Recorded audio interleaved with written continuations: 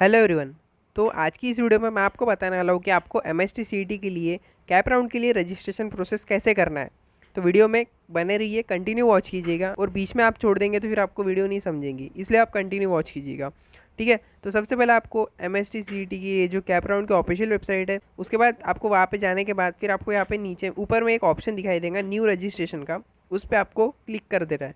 जैसे आप उस पर क्लिक करेंगे उसके बाद आपको यहाँ पे एक ऑप्शन दिखाई देगा, देखिए आप देख सकते हैं कि have you appeared for M S T C E T 2022।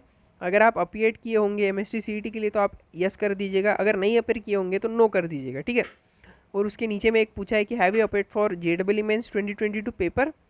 तो अगर आपने जे डबल मेंस का पेपर दिए होंगे तो वहाँ पे आप यस कर सकते हैं, फिर नहीं तो फिर नो पे क्लिक कर सकते हैं। ठीक है, are you N R S student वगैरह आप होंगे, जे के एस एस कैंडिडेट वगैरह होंगे तो आप वहाँ पे यस या फिर नो क्लिक कर सकते हैं।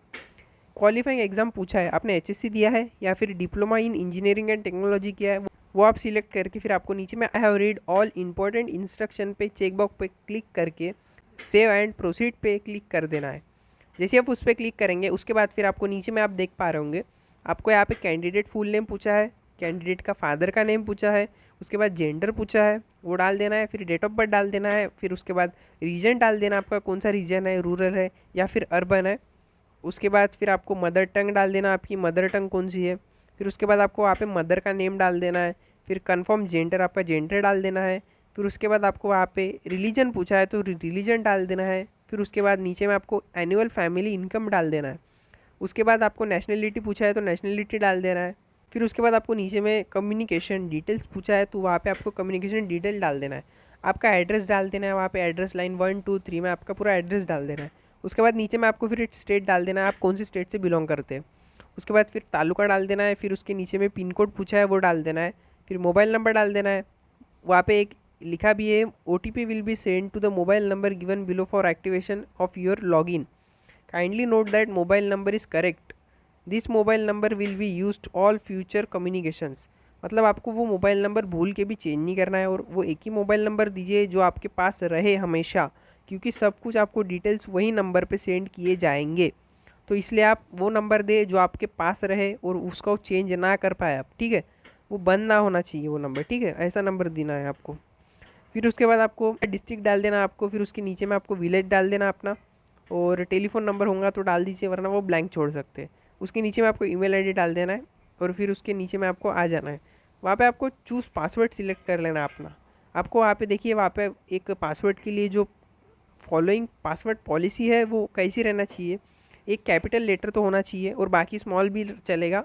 और उसके बाद फिर आपको एक जैसे कि यहाँ पे @ हैशटैग एस्ट्रिक्स ये सब एकदम कोई स्पेशल कैरेक्टर एक सिलेक्ट कर लेना है और इसको कॉम्बिनेशन करके आपको एक पासवर्ड क्रिएट करना है। ठीक है, और वो पासवर्ड आपका password must be 8 to 13 character के बीच में होना चाहिए और उससे लॉन्ग भी हो सकता है। ठीक है, तो इन वहाँ पे आपको दोनों पासवर्ड डाल के कंफर्म करके एक बार और कैप्चर फिल करके उसको सेव एंड प्रोसीड कर देना है।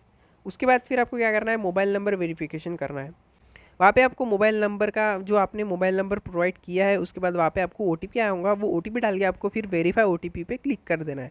उस पर जैसे ही आप क्लिक करेंगे तो उसके बाद जो आपकी ये एप्लीकेशन आईडी जो जनरेट होंगी ये आपकी मेन है, इसको आपको अच्छे से संभाल के रख देना है और यहाँ पे आपको अगर उसको नोट डाउन कर सकते तो वो कर लीजिएगा। ठीक है, ये एप्लीकेशन आईडी को अच्छे से संभाल के रख देना है। ठीक है, इसी से ही आपका आगे में लॉगिन वगैरह सब कुछ इसी आईडी से होने वाला है। तो फिर उसके बाद proceed to complete application form pay कर देना है। फिर उसके बाद क्या करना है, आपको रजिस्टर्ड कैंडिडेट में चले जाना है और फिर आपको साइन इन कर लेना है। अगर आप इन केस अपना पासवर्ड भी भूल जाए तो I can not access my account पे क्लिक करके आप फिर उसको रिसेट पासवर्ड भी कर सकते हैं। फिर आपको लॉगिन कर लेना है, एक बार अपनी साइन इन कर लेना है। ठीक है, साइन इन करने के बाद फिर आपको देखिए यहाँ पे आपकी स्टेप्स दिखाई देंगे, यहाँ पे आपको ये पूरे स्टेप्स कंप्लीट करना है। ठीक है, स्टेप 1 से लेके स्टेप 10 तक स्टेप्स है, इन सबको आपको कंप्लीट कर लेना है। बस आपने फर्स्ट जो कंप्लीट किया है वो है फिल रजिस्ट्रेशन डिटेल्स, वही आपने बस अभी तक जो प्रोसेस किया है वो बस आपने वही कंप्लीट किया है, ये बाकी सब प्रोसेस आपकी बाकी है। फिर नीचे में आप देख सब पा रहे होंगे एलिजिबिलिटी रिक्वायरमेंट पूछा है, यहाँ पे आप कौन से टाइप से बिलोंग करते हैं, Maharashtra type A, type B, type C, type D या फिर टाइप ई, उनमें सब में से आपको सिलेक्ट करके आपको फिर अपना नेक्स्ट प्रोसेस पे चले जाना है। फिर यहाँ पे आपको your type of candidature type A select किया है, तो फिर आपको यहाँ पे सिलेक्ट डॉक्यूमेंट टाइप, आपका डॉक्यूमेंट टाइप का सिलेक्ट कर लेना है जो वो आपके पास होंगे। और फिर उसके बाद select district for your candidate has SSC, SSC का डिस्ट्रिक्ट सिलेक्ट करना है आपने कहाँ से एसएससी की एग्ज़ाम दिया है। फिर उसके बाद select district from which candidate has pass HSC, ऊपर में आपको एसएससी जहाँ से पास की है वो उसकी डिस्ट्रिक्ट सिलेक्ट करना है, और नीचे में आपने जो क्लास 12 की एचएससी की एग्ज़ाम पास की है उसका डिस्ट्रिक्ट सिलेक्ट कर लेना है। और उसके बाद आपको select taluka from which candidate has pass HSC, class 12 जहाँ से पास किया है आपने उसकी तालुका सिलेक्ट करना है, ठीक है। फिर उसके बाद आपको नीचे में योर होम यूनिवर्सिटी को वहाँ पे डाल देना है, आपका आ जाएंगे वहाँ पे, ठीक है। और फिर उसके बाद आपको क्या है कैटेगरी डिटेल्स डाल देना है। Select category to which you belong, आप कौन से कैटेगरी से बिलोंग करते हैं, ओपन, एससी, एसटी, वीजे, NT1, NT2, NT3, ओबीसी या फिर एसबीसी। फिर उसके बाद आपको नीचे में योर फैमिली इनकम पूछा है वो डाल देना है। फिर उसके बाद आपको पूछा है do you want to apply for EWS seats, अगर आपको EWS के लिए अप्लाई करना होगा तो आप कर सकते हैं, वरना फिर नो रख सकते हैं। फिर उसके बाद आपको एंटर कास्ट नेम, आपके कास्ट का नाम डाल देना है, ठीक है। ऊपर में कैटेगरी सिलेक्ट की है तो नीचे में आपको कास्ट का नाम भी पूछा है वो भी डाल देना है। वो डालने के बाद फिर आपको यहाँ पे स्पेशल रिजर्वेशन डिटेल डाल देना है। पर्सन विद डिसेबिलिटी अगर कुछ होगा तो डाल देना, अगर आपके पेरेंट डिफेंस में होंगे तो वो वहाँ पे आपको डाल देना है। और योर फैमिली इनकम डाल देना है वहाँ पे आपको।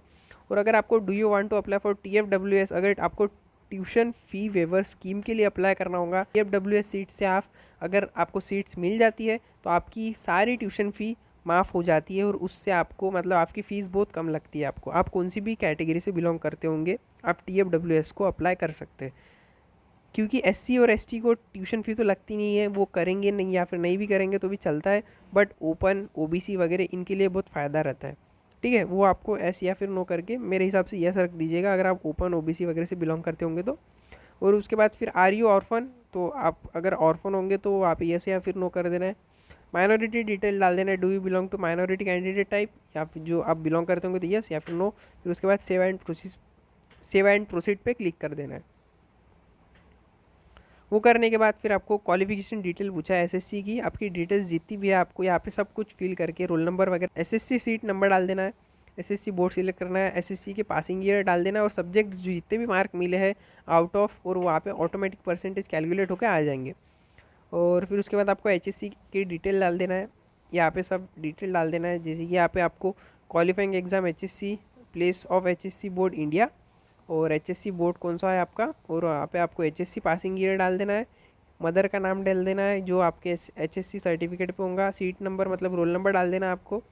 और यहाँ पे फिर गेट HSC डाटा पे क्लिक कर देना है, पास या फिर फेल का पास वो सिलेक्ट कर लेना है आपको। फिर यहाँ पे आपको सब्जेक्ट्स के मार्क डाल देना है, आउट ऑफ वहाँ पे डाल देना है, और वहाँ पे एग्रीगेट आपका जो परसेंटेज आ जाएगा वो आ जाएगा ऑटोमेटिक, ठीक है। फिर उसके बाद आपको सेव एंड प्रोसीड पे क्लिक कर देना है। जैसे ही आप सेव एंड प्रोसीड पे क्लिक करेंगे उसके बाद आपको यहाँ पे JEE मेंस का पेपर अगर आपने दिया होगा, अगर यस किया होगा तो उसके आपको डिटेल डाल देना है, अप्लीकेशन नंबर डाल देना है आपको JEE का, और डेट ऑफ बर्थ डाल देना है as per JEE score card के हिसाब से। गेट JEE स्कोर कार्ड करेंगे तो आपका वहाँ पे आ जाएगा, जिसमें ज़्यादा परसेंटाइल होंगे वो वाला आपका वहाँ पे चला जाएगा। 2 अटैम्प्ट हुए थे, दोनों में से जिसमें भी आपको ज़्यादा परसेंटाइल होंगे वो आपका आ जाएगा, और सेव एंड प्रोसीड पे क्लिक कर देना है। उसके बाद फिर आपको यहाँ पे फ़ोटो और सिग्नेचर अपलोड करना है, फ़ोटो और सिग्नेचर डाल देना है। यहाँ पे आपको दिया होगा फ़ोटो और सिग्नेचर के लिए साइज़, तो यहाँ पे फ़ोटो जो image must be greater than 4 KB और लेस दैन 100 KB के बीच में होना चाहिए। और आपको यहाँ पे फ़ोटोग्राफ का डायमेंशन दिख रहा होगा, यहाँ पे इमेज शुड भी 3.5 सेंटीमीटर विड्थ और 4.5 सेंटीमीटर हाइट की होनी चाहिए, ठीक है। या आप अपनी फ़ोटो को एडजस्ट कर सकते हैं, इंटरनेट पे बहुत सारे वेबसाइट से उसके मदद से आप कर सकते हैं आपके फ़ोटोज़ को, ठीक है। और उसके बाद फिर सेव एंड प्रोसीड पे क्लिक कर देना है। उस पर क्लिक करने के बाद फिर आपको यहाँ पे अपलोड रिक्वायर्ड डॉक्यूमेंट्स पे क्लिक कर देना है। Certificate of Indian nationality in the name of the candidate, यहाँ पे आपको डॉक्यूमेंट डाल देना है, ये जो डॉक्यूमेंट्स पूछ रहे हैं ये सब आपको यहाँ पे डॉक्यूमेंट डाल देना है और अपलोड कर देना है। उसके बाद फिर आएगा आपको अप्लीकेशन की फ़ीस पे करनी है, मतलब इसकी फ़ीस पे करनी है। तो आपकी जितनी भी फ़ीस होंगी वो आपको पेमेंट मोड सिलेक्ट करके आपको प्रोसीड टू पेमेंट के लिए ऊपर क्लिक करना है, और फिर आपको यहाँ पे पेमेंट कर देना है। यहाँ पे आपको वो साइट पे आपको रिडायरेक्ट कर दिया जाएगा, उसके बाद आपको पेमेंट कर देना है। और फिर उसके बाद आपके पास ये प्रिंट एप्लीकेशन फॉर्म का एक ऑप्शन आएगा, आपका ये जो एप्लीकेशन फॉर्म आपको ये प्रिंट करके आपके पास रख देना है। इसकी ज़ेरॉक्स निकाल के आप रख दीजिए अपने पास। और ये इतनी तक की प्रोसेस है, ये आपको प्रिंट करके आपको संभाल के रखना है। जो आपके इसमें जो एप्लीकेशन आईडी है ये बहुत इंपॉर्टेंट है, आपकी एप्लीकेशन आईडी, ये सब इसी से ही काम होने वाला है। और पासवर्ड याद रखिएगा। तो ये सारी प्रोसेस है आपको जो एप्लीकेशन फॉर्म करना है एक ऐप के लिए, तो ये सारी प्रोसेस आपको करनी पड़ेंगी। अगर आपको वीडियो अच्छी लगेगी तो वीडियो को लाइक करना मत भूलिएगा और चैनल को सब्सक्राइब कर दीजिएगा, क्योंकि अभी सीईटी की काउंसलिंग चालू हो गई है। इस तरीके से मैं कंटेंट डालते रहूँगा एमएसटी सीईटी कॉलेजेस के वगैरह के लिए, तो इसलिए लाइक और सब्सक्राइब करना मत भूलिएगा।